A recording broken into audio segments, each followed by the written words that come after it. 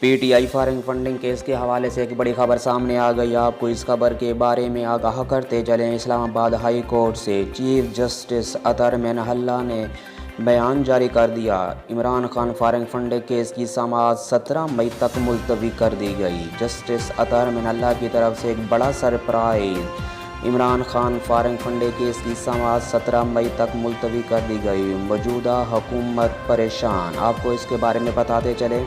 इमरान खान के सर पर नाअहली की लटकती हुई तलवार, ख़त्म होने का इम्कान। जस्टिस अतर मेनहल्ला ने रिमार्क्स दिए जिसमें ये बताया गया Imran Khan foreign funding case की समाअत 17 मई तक मुलतवी कर दी गई और इसके साथ ये भी बताया गया कि 2 रुकनी बेंच कभी भी इसका फ़ैसला 3 दिनों में नहीं करेगा।